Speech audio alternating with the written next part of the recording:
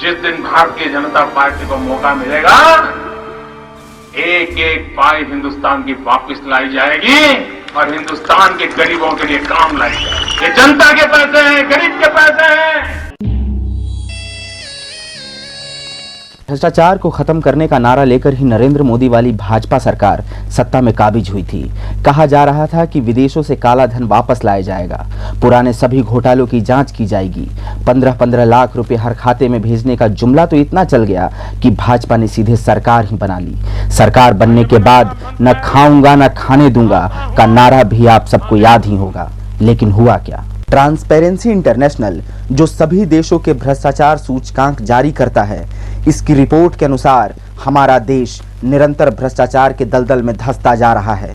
2016 में भारत का स्थान 180 देशों में था 79, 2017 में 81, 2018 में 78, 2019 में 80। अभी चंद दिनों पहले 2020 की रिपोर्ट आई है। भारत अपने पिछले पायदान से और बढ़कर 86 पर पहुंच गया है। आप सोच रहे होंगे कि कैसे? चलिए हम बताते हैं कि कैसे। अडानी पावर घोटाला, 50,000 करोड़ से ज्यादा का टैक्स नुकसान। अडानी दाल घोटाला, 2,500 करोड़ का नुकसान हुआ, जिसमें काला बाजारी और मुनाफाखोरी करके मोदी जी के चहेते गौतम अडानी रातों रात अरबपति बन गए।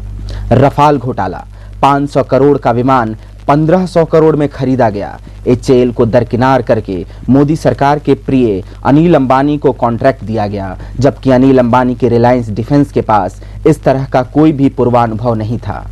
व्यापम घोटाला, मुख्यमंत्री शिवराज सिंह चौहान व पूर्व शिक्षा मंत्री की संलिप्तता वाला यह घोटाला हजारों करोड़ों का है, जो बस चलता ही जा रहा है। ललित कांड, भाजपा का घनिष्ठ माने जाने वाला ललित मोदी 1000 करोड़ का लोन हजम करके विदेश में भाग गया। मेट्रो रेल घोटाला, आईएएस अधिकारी संजय गुप्ता द्वारा किया गया अहमदाबाद मेट्रो घोटाला 113 करोड़ का था। संजय गुप्ता इससे पहले भी घोटालों में लिप्त रहे थे, बावजूद उनको प्रमुख पदों पर रखा गया।